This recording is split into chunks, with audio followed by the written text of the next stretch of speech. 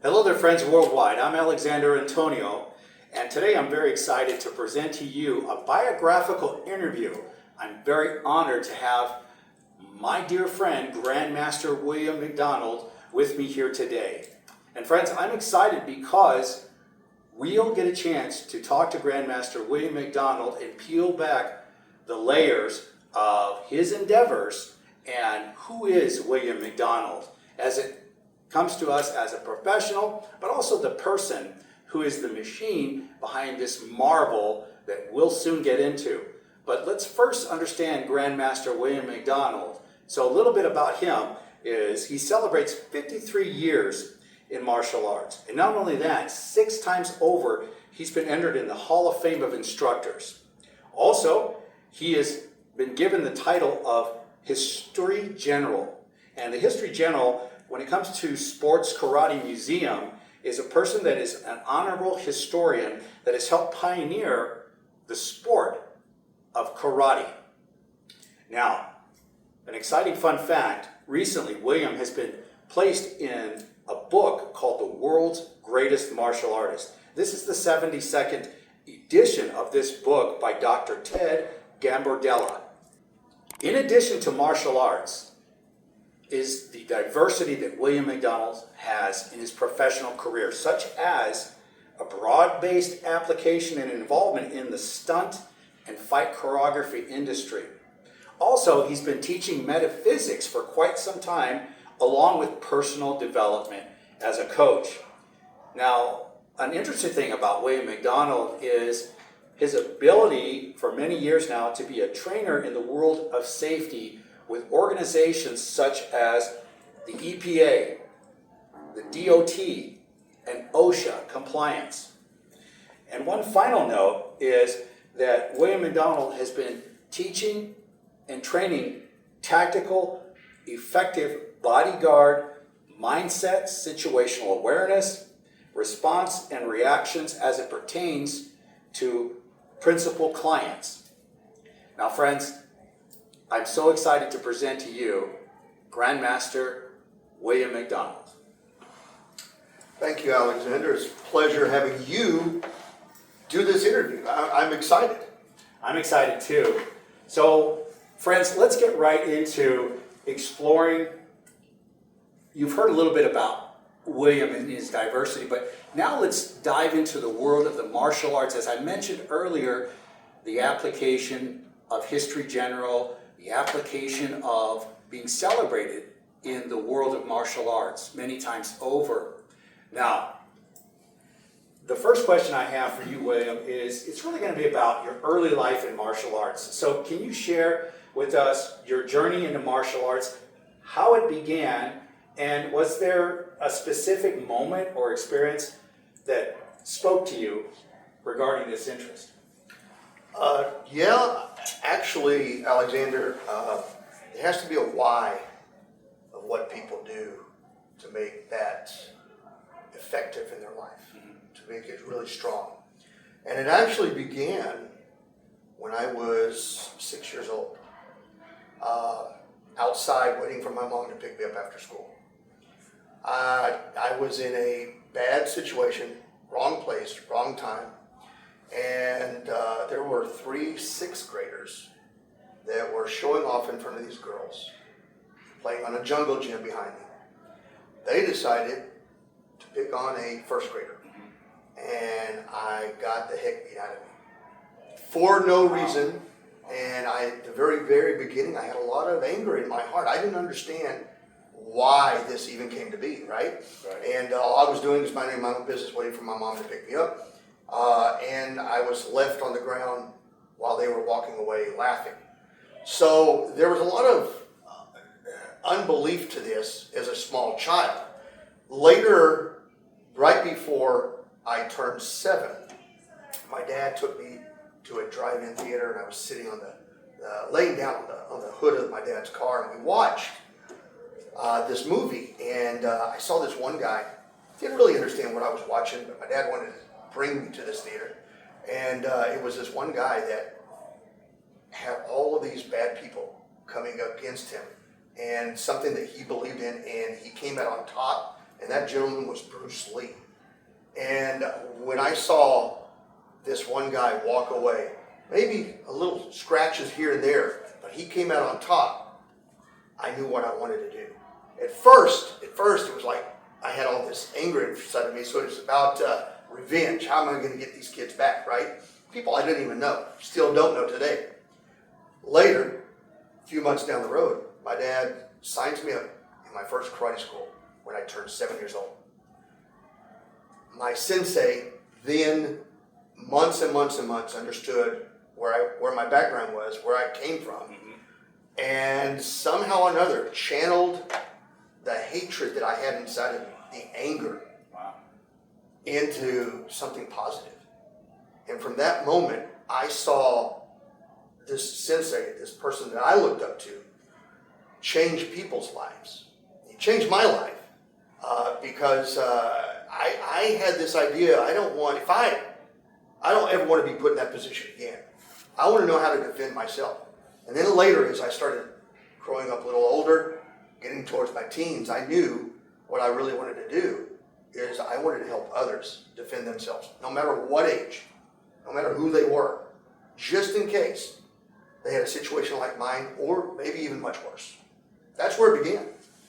You know, that's interesting in that, when you think about when you're a youth and going through, situations like that, you often think to yourself, manage, how do I deal with this? Yes. And martial arts, for a lot of us, can be a solution, as you heard, William's story on what prompted, him to get involved, for all the right reasons, because sometimes we get, especially when we're in our tempered youth, we get prompted in directions and it might not be the most positive, solutions. But in this case, William was prompted in a most constructive way to begin his fruitful journey in martial arts. So William, I have another question. So you alluded to some of those, challenges that got you in the martial arts space. But what else can you say? If you can think about maybe a couple challenges that stick out that you faced in the early stages of training, how would you describe how you overcame those challenges? I'm curious. Well, Alexander, I actually was as a youth, I was always, a little bit more thin in frame. I wasn't a little bit more masculine and in the muscle structure as I am now. Right.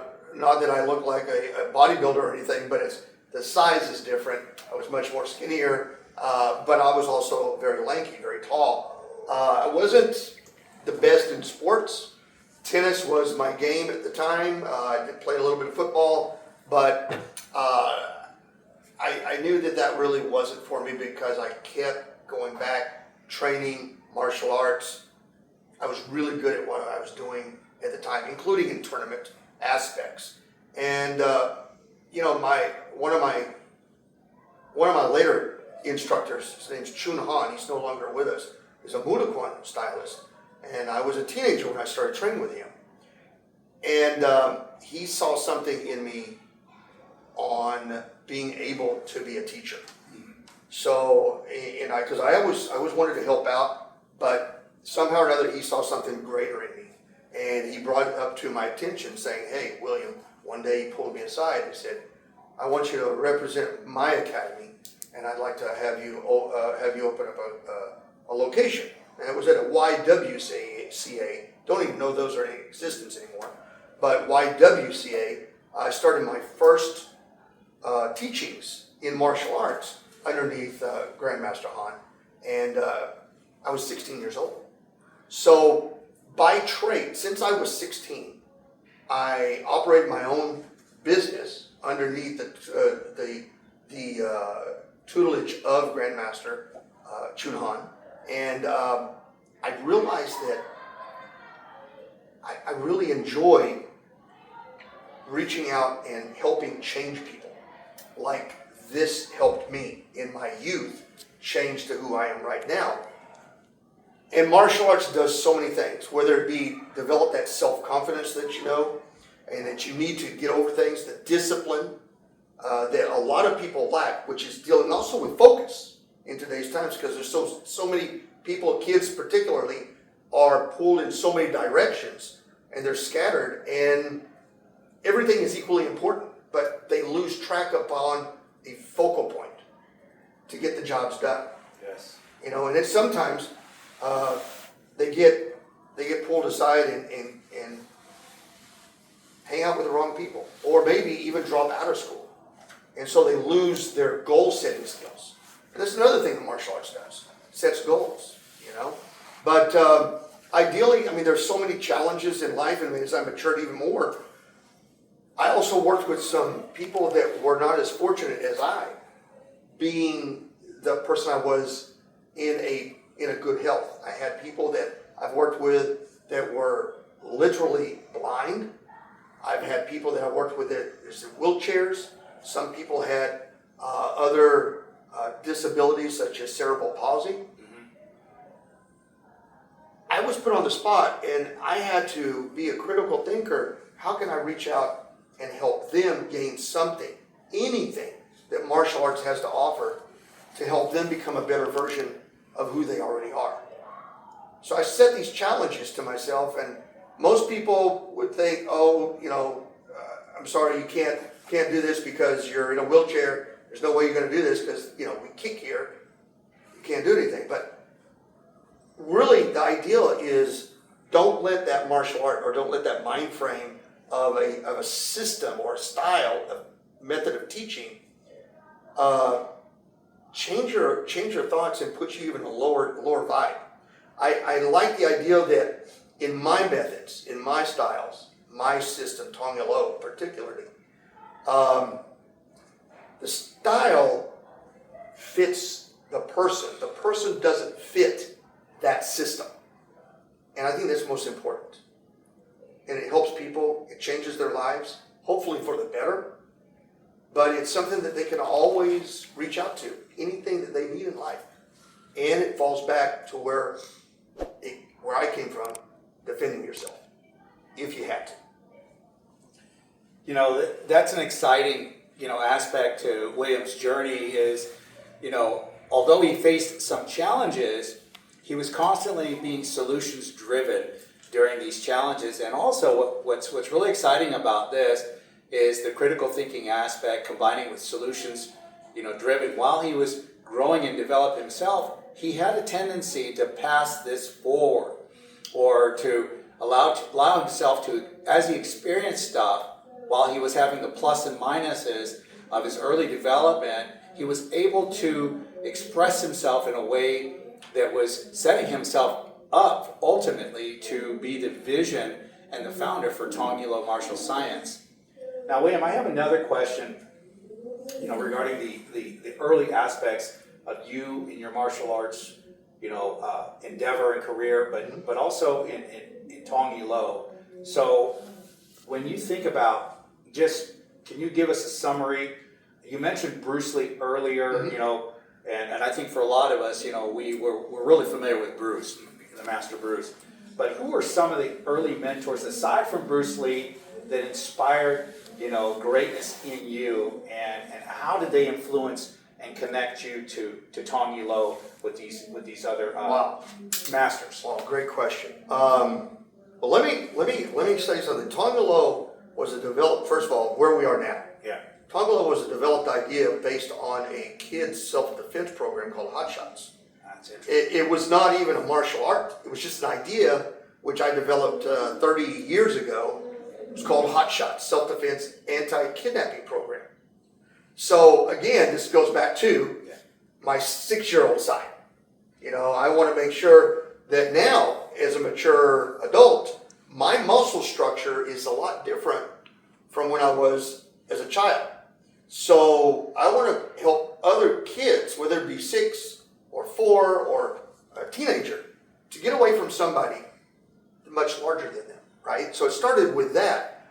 But then going back further, you were asking who my mentors been. Man, you opened up a whole can of worms there. Well, I had just give us like maybe the top 3. In the martial arts, of course, Bruce Lee was the key factor. I've always looked up to his philosophies, his teachings, his methods, and he broke tradition. he broke tradition, not being, because he was Wing Chun stylist, and then he broke tradition that was taboo at the time. Taboo of the Asian community, right? And that, most people know that story already, right? And if you don't, look it up. But that's something that I realized I started doing because I started in many different systems. Kimpo Karate was one of the first ones I started with at 7 years old. But I also have done Shotokan, Judo, Aikijitsu, of course, Mudokan Taekwondo, and ITF Taekwondo underneath General Choi Hung-hee, the founder of Taekwondo itself. But going back to Mudokan, when I was with Master Han, he was like my second father. And one day he told me, and it stuck with me. He said, William, he said, you need to do you. You have all of these other experiences. If you ever left Mudokan, you did something else. Find you and do that. And that always stuck to me. Right. And before the creation of Tong Lo, I used to teach different styles, different days of the week for different costs. But when I ever had to apply it in a street situation per se, or in a at one time I experienced as a you don't like to say these words anymore, but the old day where they were called bouncers in nightclubs. But when a bad situation happened, I never separated the specific systems that I learned from day one all the way to where I was. The body and mind responds to the environment that you're in, the situation that you're at, and then it picks and chooses the applications needed in the now. Over time, I started thinking, why am I teaching it separately? Shouldn't I just teach a system that has all of the best qualities of all of the systems I learned from the past? Throw away the stuff that doesn't work in modern times, at least in my viewpoint, and create a unification of these disciplines. And that's where, at the time, hot shots began evolving to a higher caliber. And I realized sooner or later, because my structure of the discipline of the safety awareness for the kids was based on a belt structure, so I knew what to teach, who to teach for whatever methods. But sooner or later, they're going to get to a level that we call black belt. What are they going to be a black belt in? Hot shots? What? That just sounds crazy. What's hot shots, right? There's no such thing. So people in today's times kind of honor the idea, sounds a little bit more important, if you will say, of having an Asian-oriented name. One day, the term path to unity came to me, and I was sitting meditating. One of my favorite places ever is in Sedona, Arizona. That term came to me, and it stuck to me because it said so much. It's a unification of systems, but now it's even more than that. It's a unification of people in my system, because we teach so many people in different religions, cultures, backgrounds, and their beliefs don't intercept anything other than they're a student in my class. And it became the name Tong Lo out of all the Asian names out there, Chinese, Japanese, Korean, that I looked up. It was the easiest one to say, pronounce, and to write. It's a Korean name. Tong Lo means path to unity. And that's how that was formulated. But to answer your question, my mentors, of course, Master Han was one of my first mentors, even though I had other instructors, right? And then a great one. You know him. You saw him a couple of years ago. I fell in love with this guy when I was 9 years old, because back in the day, it was like we never kicked above our waist level in some of our styles. It's always, using the hands for above the waist level, and feet go to the waist level below. And then I saw this greatness. His name is Bill Superfoot Wallace. And at the time, he wasn't my mentor. He was 9 years old when I first saw him. My karate sensei brought him into his dojo. But over time, as I matured, I started reaching out to him, and we became great friends. He's been my mentor for so many years. And to this very day, out of all the instructors I've had, that I can recollect, he is the only living legend that is one of my living mentors in martial arts, and he's helped me out so much. And that's really great. And like William said earlier, yes, I was a little bit starstruck by meeting Bill Superfoot Wallace in one of the clinics that William has been not only infamous for, but very passionate to supply the community and the world of martial arts by bringing in the superstars of the superstars, whether that was in the film genre or just in the world of just the nitty-gritty of teaching their craft in martial arts. William has been producing these events for quite some time, and he's just a master at it. So not only is he the Grandmaster of Tong, he's also the master at producing these very interesting martial art clinics and events. Because, like I mentioned earlier, for him, it was another aspect to his professionalism is the personal growth and development. And with these clinics, especially like with the Superfoot, it's not just about learning technique, it's really about learning how to become more of a champion of self. And it was really an amazing experience. And so, friends, whenever William produces another one of these exciting events, I highly encourage you, if you're just thinking about getting into martial arts, or you're already immersed in martial arts, regardless of what your level of degree is and what your method or your system is, having an opportunity to work with these experts and these legends, I highly recommend it. So thank you for that, William. Now let's get back into, let's finish off this segment, because we've been talking about, friends, the early life of William McDonald's journey as it becomes from martial artist to visionary and founder. So the final question I have in this category is that when you think about your personal life values, can you give us maybe a handful of values that you've aligned in principle when it comes to martial arts? Tenets, if you will. Yeah, well, I'm glad you actually mentioned the word tenets, because in our discipline, Tong martial science, we have 7 tenets, 7 traits that we instill from day one on all ages. They have to repeat these words, and then, of course, they have to understand the meaning of these words. And they're the core values. Those words, those tenets, is courtesy, integrity, perseverance, self-control, indomitable spirit, loyalty, and honor. Now, there's so many words that I could have picked. Anybody could pick, right? They're all very equally important. But those are I realized that looking back, when I structured the foundation on what I wanted to instill overall, because not everybody's a super athlete like Bruce Lee, right? Not everybody can kick beautiful kicks like Jean-Claude Van Damme or whatever. But can they work on their endeavors that they need inside of them, their character? And those 7 tenets are the traits, to me, of what becomes a great black belt.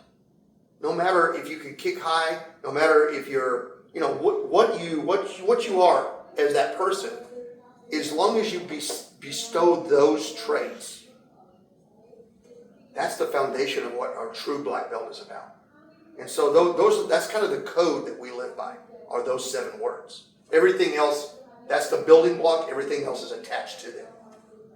And friends, and this is important to understand for those of you that are tuning in, that already are active and well-versed in the world of martial arts or your disciplines, whatever they may be, or those of you that are thinking about, maybe I should explore this at any age. Friends, I encourage you to look at Tong martial science, or a system nearby that appeals to you. Visit your martial arts academies and schools and training facilities near you and assess what things impress upon you. And one of the things that's exciting about what William just said is these 7 tenets, because they represent the leadership, they represent the character development, they represent the possibilities of performing at your very best version of self and confidence. So we're going to now segue from art into science. So founding Tong Lo Martial Science, this is going to be exciting, friends, because we are now going to peel back the layers from martial artistry now into science of application. So the first question I have for you is, let's circle back to the creation of Tong Lo martial science versus martial art, and how did the concept of this style come about, just in your own words? Okay, well, let's look at, first of all, the difference in my viewpoint between a martial art and what I call Tong Lo is a martial science. And the art is just that. Martial art is an expression of, whether you're a painter, a dancer, whatever, an actor, right? An actor. Right. So it's an expression of what is inside of you, right? That's martial artist. And that I am. I am a martial artist, because that's my roots, right? But I changed because of how I teach the methods. I realized that of all the martial arts that I've been into, and all that's out there that I've witnessed and as a testament to techniques that others teach, the truth of the matter, Alexander, is that when it goes down to something that I was drawn to, is the self-defense part. Self-defense, the techniques are not 100% factual. They're not true. Meaning this: they don't work all the time because of different body sizes, different heights, maybe different multiple attackers on one person. Maybe you're on the ground, maybe you're being pinned. What's the body weight there? Everything's different, so it changes. So I teach my system as in a scientific and theoretical practice. Sure. So for the self-defense part, because to me self-defense is based on theory, not fact. Interesting. Yes. Now we know how to get away from somebody grabbing your wrist or chokehold, but how many techniques are there? Well, why are there so many techniques? Because not one just works 100% of the time, right? Correct. So it's based on theory. Okay? Now the science part is what I brought into that, instead of the art of mimic, which is what a lot of martial artists do out there. I've done it, and I've learned by this. The art of mimic is, I do a movement, you follow my movement, right? But there's no real idea and expression upon why that movement works, the way it's supposed to do. So I wanted to dive deeper into the biomechanics, the science that we know as physics, how these things are expressed and what works, such as the laws of gravity, laws of inertia, centrifugal force, just to name a few. And then on top of that, everybody says it's not a true science, but maybe it's not, right? And that is psychology. Now, there's so many aspects of psychology, but the psychology dealing with the psychological attributes of an attack, from both the defender's side of that shock and awe and that fight and flight, as well as you have to understand the mindset of an attacker. What triggers that? What is that threshold that it takes to cross that line to attack somebody? Right. Just out of the wind. And then, of course, learning some body mechanics, kinesiology, how the body actually works. It's all equally important. And then on top of that, I just touch base with a lot of philosophy, just like Bruce Lee did, on the aspects of how these concepts should be looked at. Life in general. How does it affect you on an everyday basis? So I incorporate the term martial science, the science of war, that's what that is, the science of war in that aspect. So I changed the term martial arts to what I teach, martial science. I like to dive deep into what I teach. And that makes sense, friends. When you look at sort of, the successes of life, just in principle, it's really about strategy. And when you think about having an understanding of something, you go from art into science, it's about having more of a strategic, or, the combination of philosophy and strategy working together, which makes it much more effective and much more tactical because from a vantage point that there is no vantage point, that I really feel like what William has been sharing with us gives us this impression that when we are training in the Tong martial science, we're setting ourselves up to have the best advantage by really not even having an advantage, because overall the perspective is coming from all perspectives and being flexible and fluid within that application. So, but it does have to be broken down into, what is the cause and effect of these things? And I think William has done a great job to help us understand that. So, getting back to founding Tong martial science. So we've talked a little bit about the philosophy. We've talked a little bit about the science and how this particular martial science is unique, to not only the industry, but just as a statement of service and opportunity for people that have zero experience with martial arts and martial science. And I love this because William and I have talked off camera about being a martial scientist of life. So that being said, as founder of Tong knowing that we've talked about a few things, let's talk about your vision and how you can future cast that for this art and science. Wow. Well, the vision has always been to grow. Grow it, being a just like some of these martial arts, kung fu, taekwondo, karate. All of these names are almost household names now, right? In the movie industry, and you're driving down the street, you see a taekwondo school or a karate school or whatever, or just the term martial arts. But I'd like to have Tong martial science to one day be that another kind of offering to everybody and be that household name, saying it may be the name because of what we do in a modern style. One of the many mottos that I have is the system is modern teachings with a touch of tradition, because we have roots, we have lineage, and authentic lineage, and I think that that's very important. But overall, I've had so many people that have come to me, martial artists, in addition to just someone who's not a martial artist yet, wants to know more about Tong and they raise an eyebrow because whatever they've learned in the past, kind of like what I've learned in the past, wasn't talked about much in their classes. Now, not only probably because either their instructor might not know how to express that teaching, maybe they know that teaching, but they don't know how to teach it that way, or maybe they've never been taught that way. So again, they fall back on the martial art of mimic, and it makes it look really pretty, but how does that work? How does that work in the real life, in the real street, right?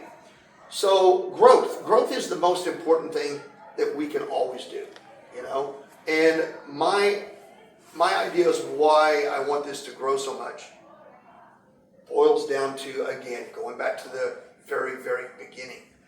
I'd like to help people out. I want to help you out no matter if you need to learn self-defense on how to protect yourself, or whatever other aspects that martial arts entirely brings to the table, health-wise, mental-wise. Develop your mind, your body, and your spirit. And I think that is important. It has to be a well-rounded thing. If you notice martial arts, if you notice the logo up here, I chose that logo for a specific way. Everything that I do is an expression of me, but there's meaning behind the color purple, gold, the crown, how many jewels are in that crown.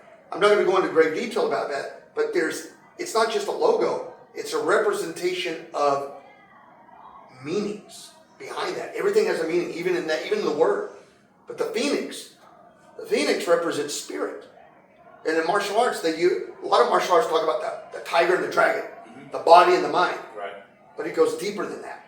Sure. So the body is the tiger developing that fierce combat mindset of indomitable spirit, and you're going to triumph one way or the other. The dragon is the mental side, where I don't have to use this if I don't want to. But he's very smart. That's why the dragon is a mythical creature that lasts forever, right? He's well hidden, but he's very knowledgeable on times that he's lived. The spirit can never be destroyed. Can never be destroyed. Now, the spirit's not just your spirit on a metaphysical side, where you're leaving your body, but the spirit of the will, of the power of within, where you own your own power. That's the spirit in general. Yeah. So I chose the phoenix to represent our system. And friends, the mythology of the phoenix is exciting too, because look, as you and I go through life, it's really about rising up again from whatever ashes, the situation, circumstance in life. What I love about martial arts and martial science is that, much like the rise of the phoenix, this is what we can do in our lives in general. So keep rising from the ashes no matter what your situation, circumstance. And if you're celebrating victories, bear in mind that the phoenix is not only powerful, it has a humility about it. And this is what I love about the mindset and the discipline that Tong martial science and martial arts can give us, is give us that balance to where we are creating a relationship with this thing that we call our personal ego or our personal IDs, and never really getting mucked up or messed up by the masquerades or imposter syndrome in life.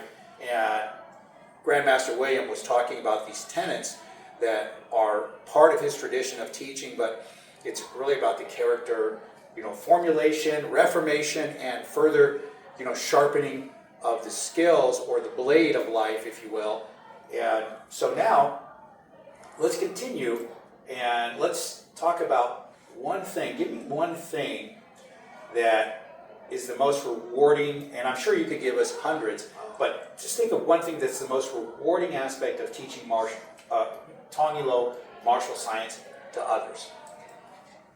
The rewarding is wow, like you said, it's take a number. There's so many. Yeah. But just to name one, or maybe just a couple, it's fulfillment of becoming disciplined. Discipline. I have a saying. My master used to teach me. There's a saying called Suryan. Suryan.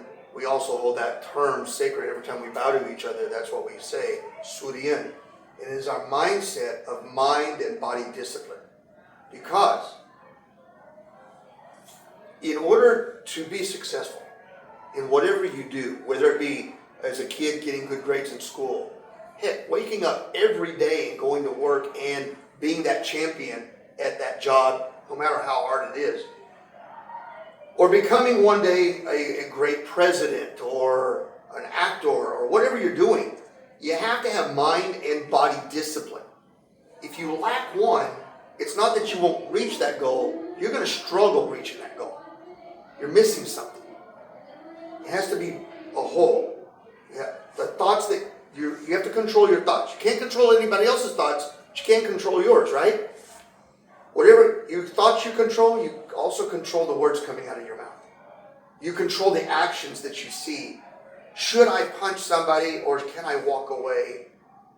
And we still become friends. Whether we agree or disagree about something, I don't want to lay hands on you unless I absolutely have to. And then I have to, my mentality becomes that tiger. I'm going to come out on top. And if I don't, you're going to remember me next time. So that's my mentality, right? So it's mind and body discipline.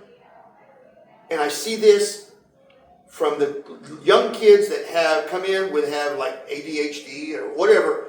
They don't have focus, and the kids change, especially when they get that first rank underneath it, because they see self-accomplishment.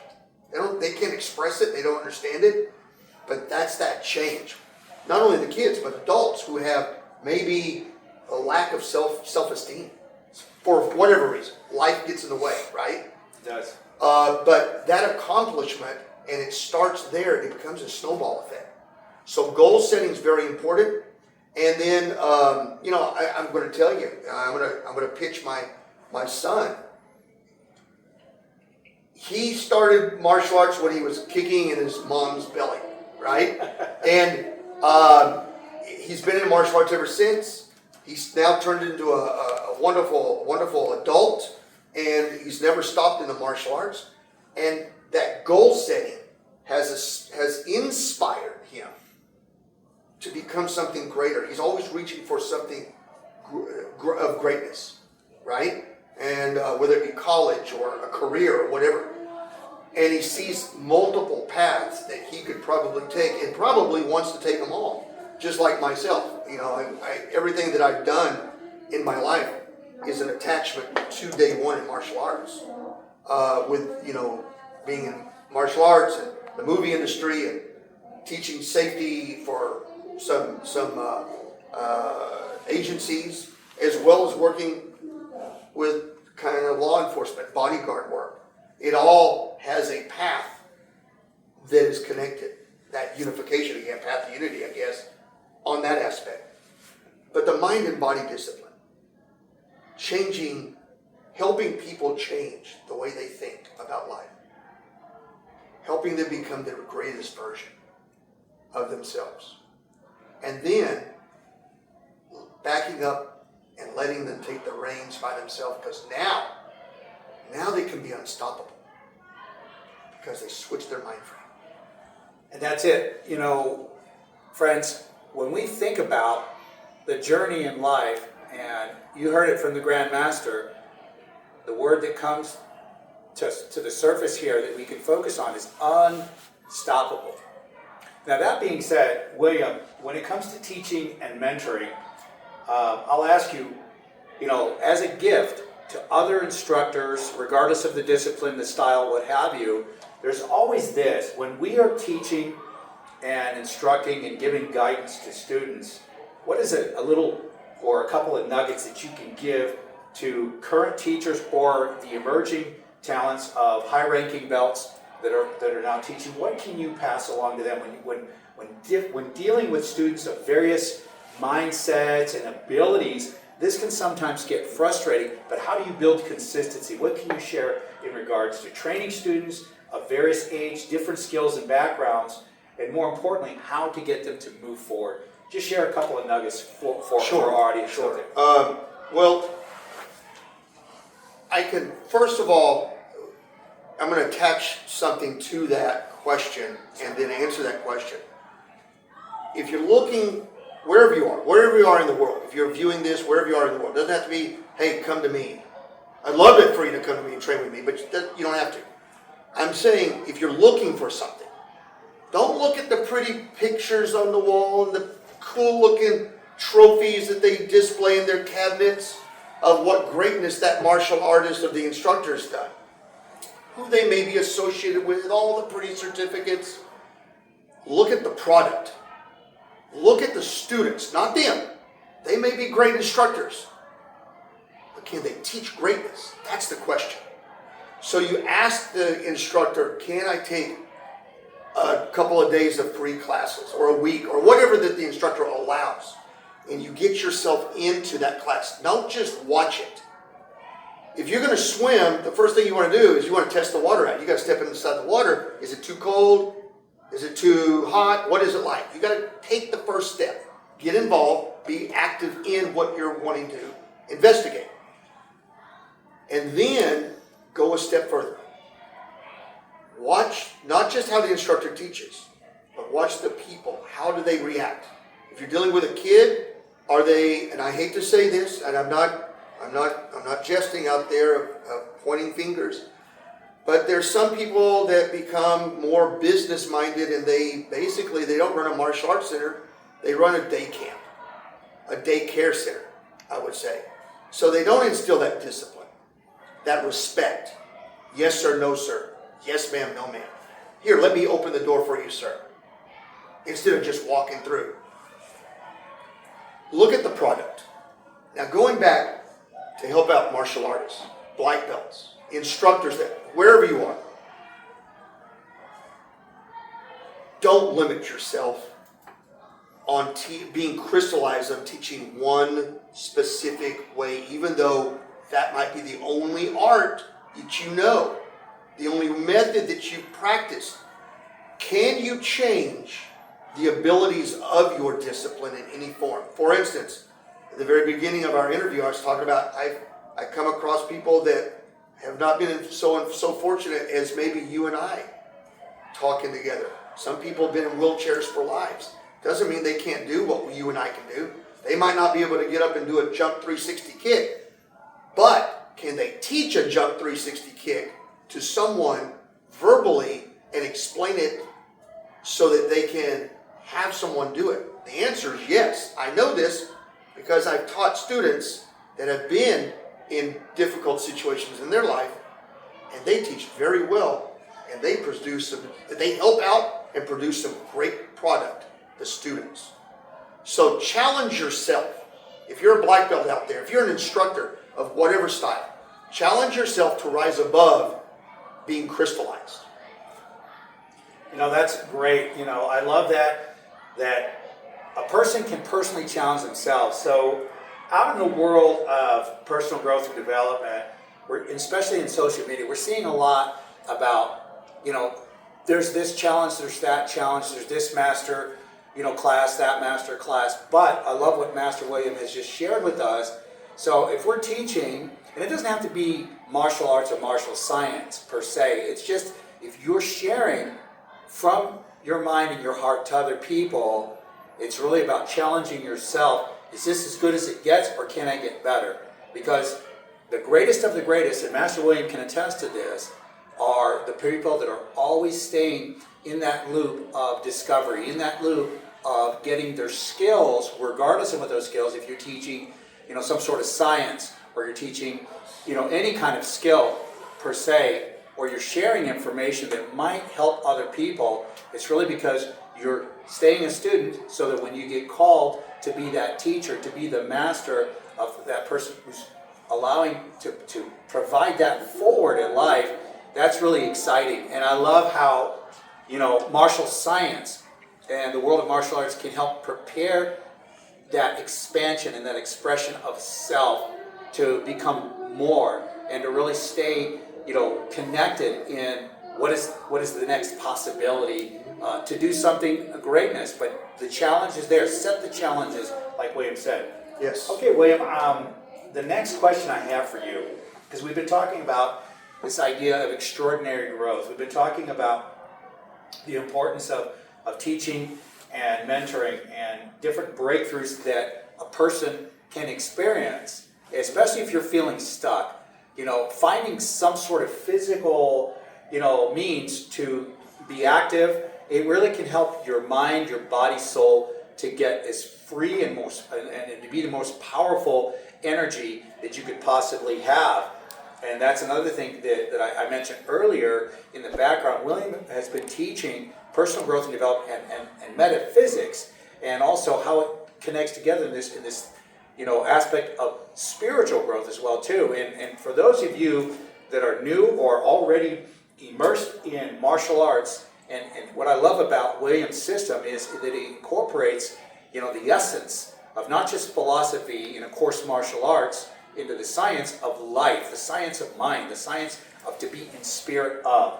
That being said, William, let's talk more about the philosophy and lessons. And the question I have for you, that martial art often emphasizes a discipline, a respect, a focus, but how do you personally apply this, as we said, in the mind, body, soul application, these values and these principles in your everyday life? How can you share it to our friends?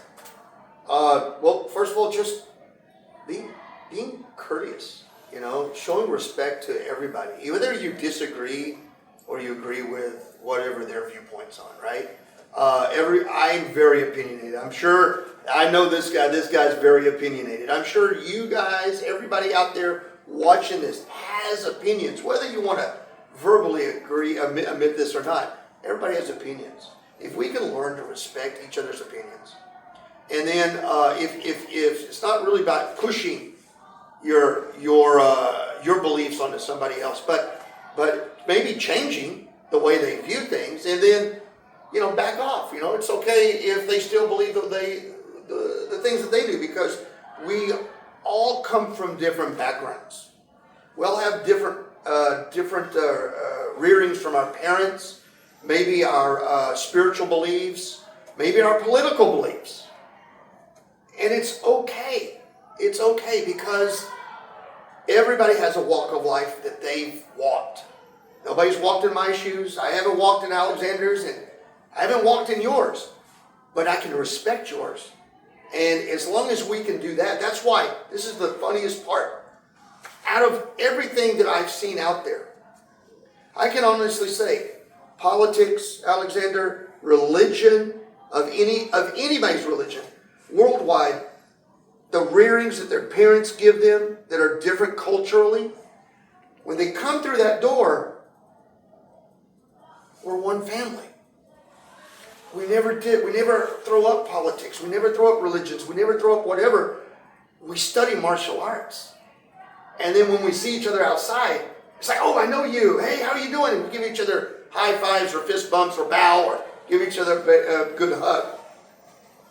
That's the unification. That's that Tong Lo. I mean, first of all, it's just about unifying martial arts, the disciplines.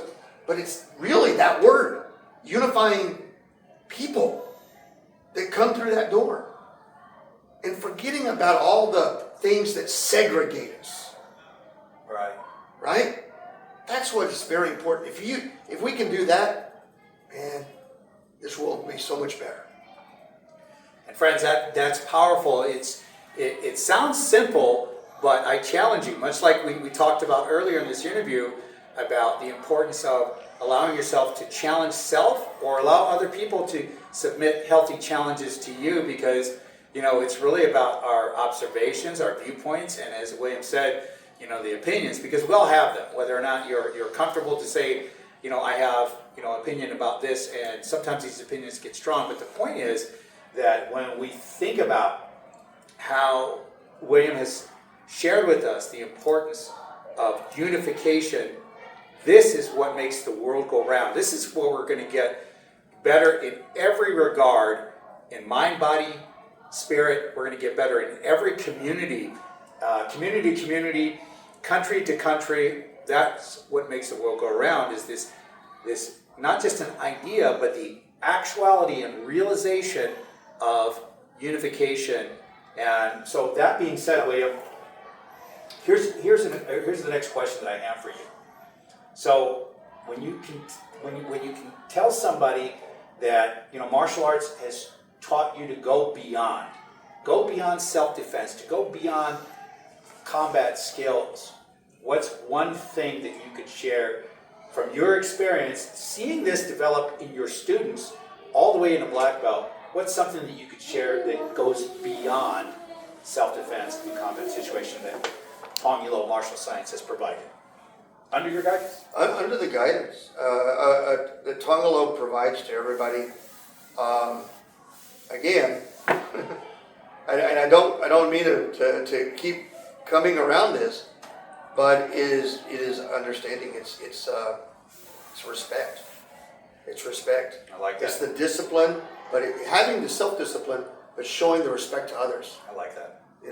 Respect, because in today's society, you and I, we were brought up differently. Our respect was yes sir, no sir, yes ma'am. Now it's yeah, I see this, but that's just the simplest form. Instead of bringing that to the table and having proper etiquette skills.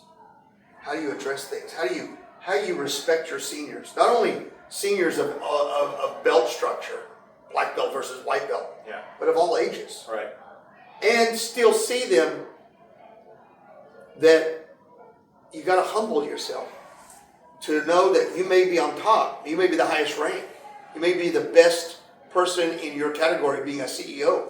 But can you understand that collectively we're all equal? So you have to have that respect with people. That's very true, William. What's really interesting about this is we can put the word out there, and the meaning that behind the word respect is the most important thing. And how do we know that this is really being effective? Well, it's through the actions. Yes. And I love this because in viewing William and his teachings, having sat many a times during the classes, you can really see how this bridges the gap, because now is an interesting time, because we've got 5 generations of potential leaders or current leaders that are now in the market. When I mean the market, I mean in the workspace, right? So you got 5 generations, and we're seeing that, coming into martial arts and martial science, Tong Lo martial science in particular, and you see the coming together of the generations, and you see that mutual respect that has a tendency to not just be within the teaching, area. It goes beyond that energy, that whole philosophy, and those actions.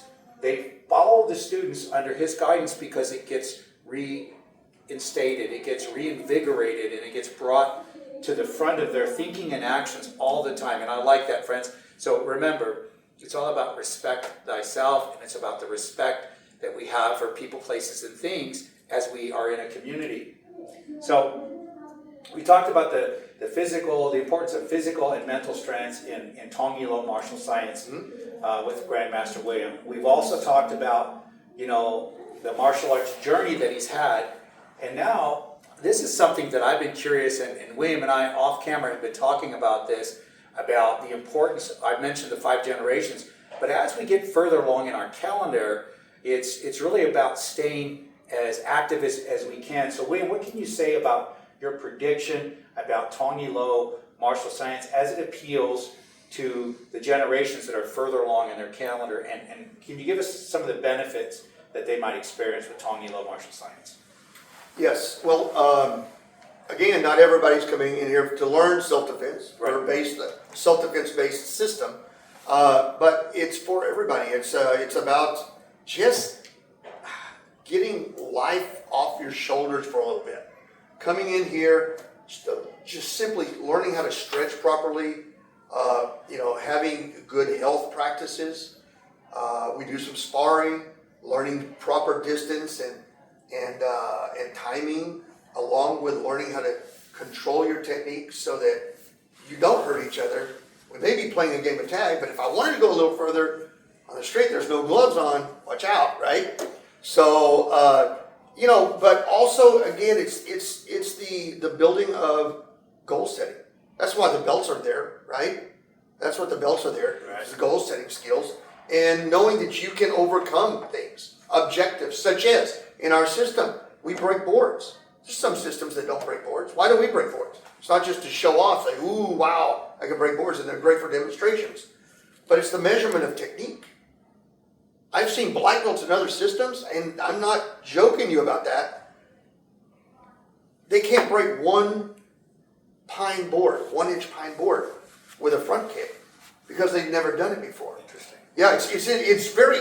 When I first saw this, and they come to my board breaking seminars or whatever I'm teaching, you think you'd see everything, but it's like, wow, this guy's a black belt. He's been there for like 3-4 years. He's a black belt and whatever, and he's missing the target.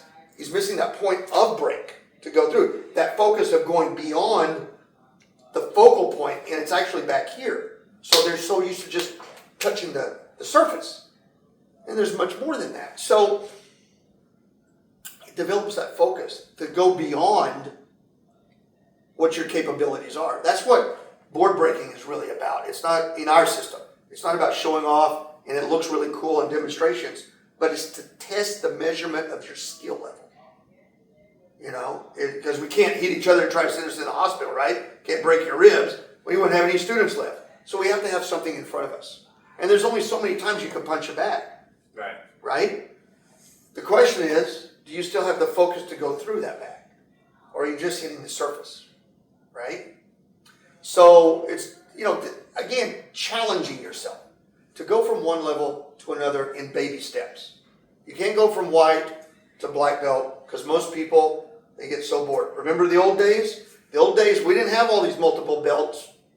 It looked like a rainbow. We had white belt and then black belt. And then, son of a gun, brown belt was introduced. There's a middle belt. And then, people still fell off the wagon because they got bored. Because there was nothing, most people couldn't go the longevity of the race. So they get bored and they don't think they're actually getting anything. So then they created green belts. And then there was white, green, brown, black. And now there's an array of belts. Why? Because they're broken up into segments. They're broken up so it's small goals to attain a larger goal. That's what it's really about, attaining goals and accomplishing what you want in life. You know, that's really great, William. And my takeaway from this, and I'm sure many of you are gathering this also.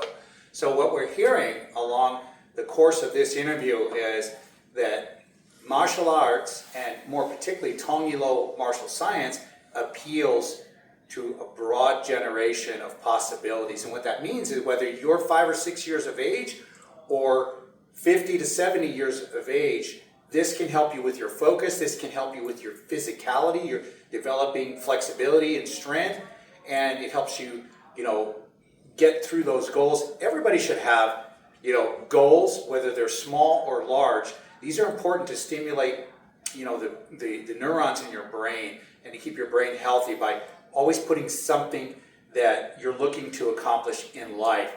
And I personally can attest that when we stay active, we become more proactive. It just does something in our body, in our neurochemistry, and that's what this is, an exciting opportunity. So friends, regardless of what your age is, and I'm sure, William will attest, if you are on the fence, if you're wondering, I'm later in life, and am I going to feel comfortable training with William? What can you say if I'm later in life, William, and training with you in the TONG system? So here's the thing, Alexander, the hardest thing to do is walk through the door.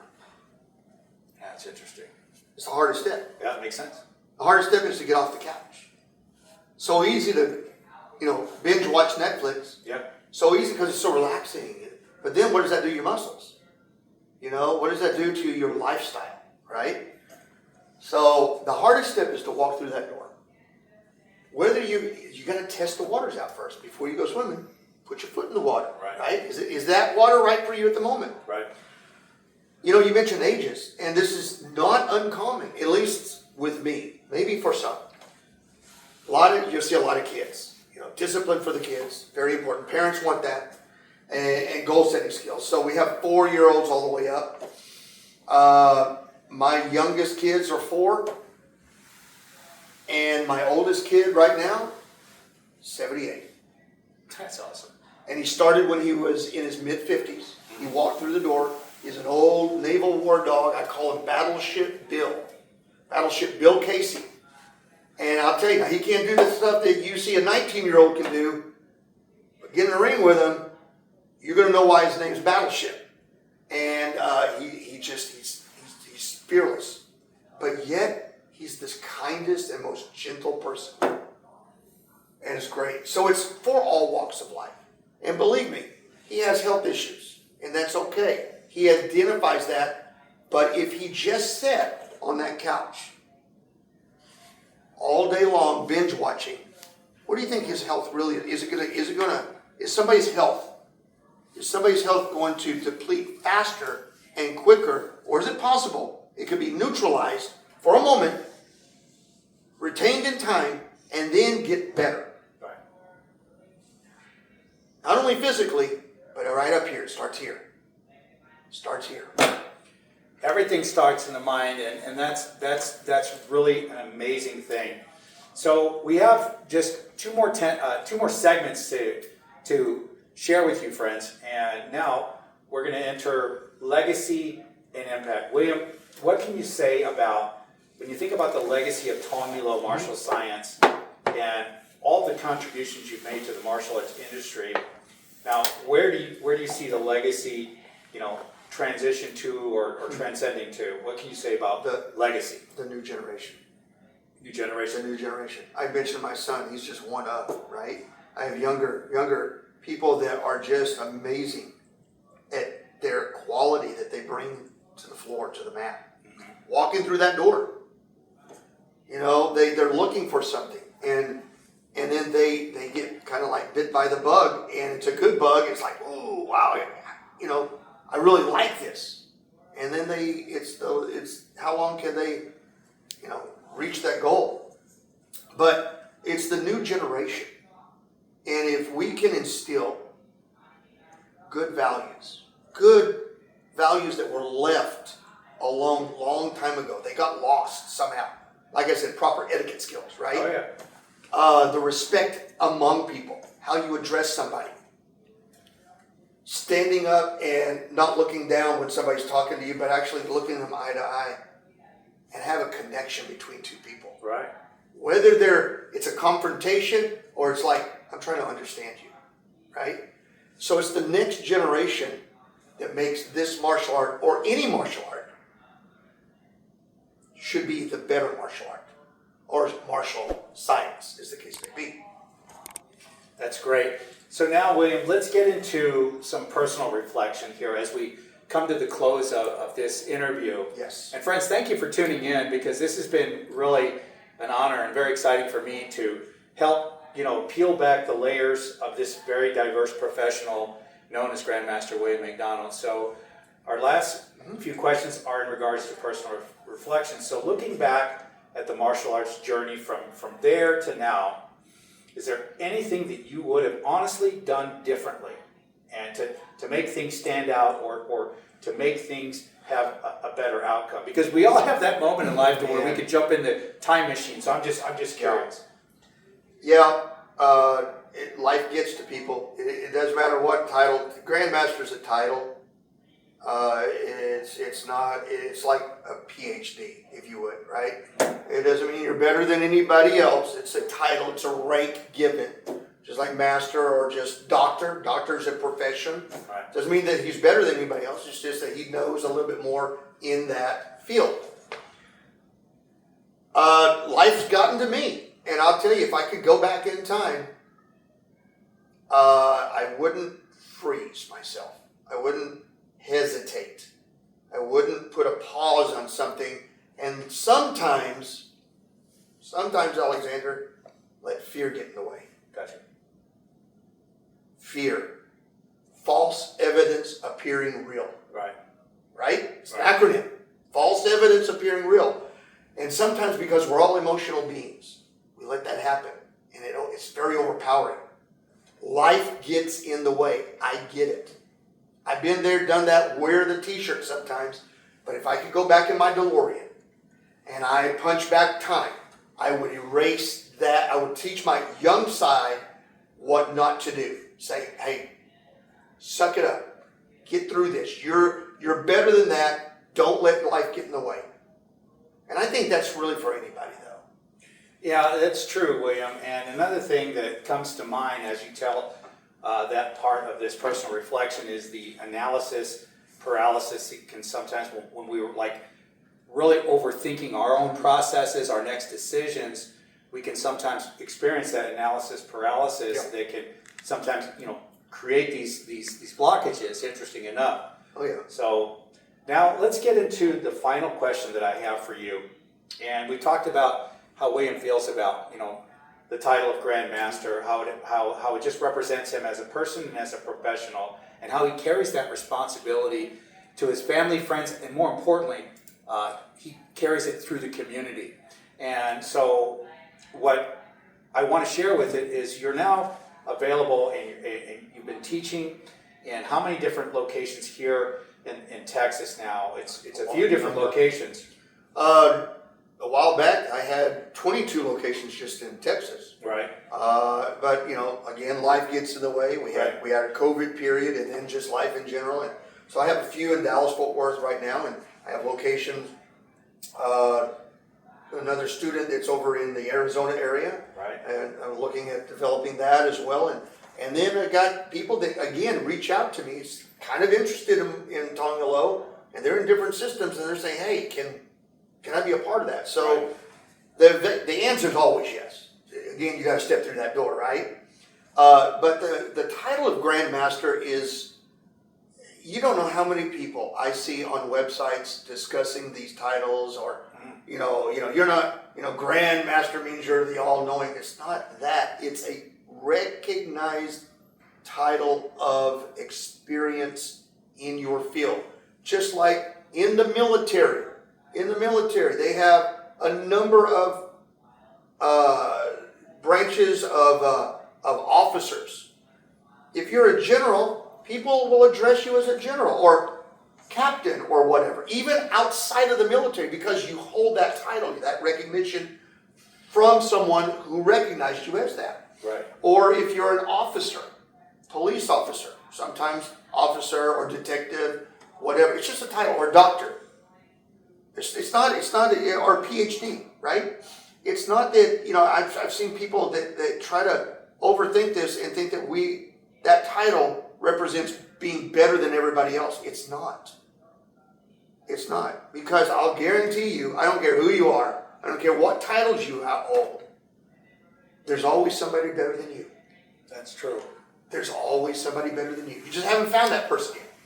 So you got to humble yourself and accept that a title is just bestowed upon you as a sense of recognition of experience. That is awesome.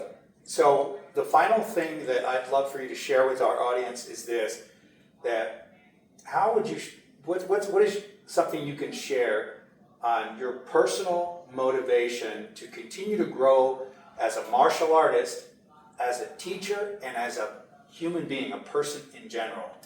What can you share that you are right now involved in, or what do you suggest to stay motivated? Here's what I tell everybody: is do what you love what you do. If you don't, you're going to get bored really quick. If you have that, all jobs are important. All careers are important, and there's no job that is more little or greater than another. The idea is to provide service, because that's, to me, that's the highest level of what someone can be of, and that is of service. That's right. How can I serve you? What can I do for you? If you can do that and love what you do, you'll never get bored of it. And it's fun. It's a lot of fun. And Grandmaster Han, again, I'm going to go back to him. He told me this. I'll never forget some of his teachings. He said, William, and that's where I got this. He said, if you love what you do, it'll always take care of you. It'll always take care of you. You can become the greatest person. It'll always put food on your table as long as you love what you do and you do what you love. That's fantastic, and that's huge, friends. And with that, we're going to close out this interview as we've taken a soft dive and we peeled back some layers of the world and the profession and the man known as Grandmaster William McDonald. Friends, thank you so much for tuning in, and I hope you've gained some insight on how really special and even profound this man's journey has been, and more importantly, the system that he's shared with community for a number of years right now. Thank you for tuning in, and we hope to see you at a TONG martial studio soon.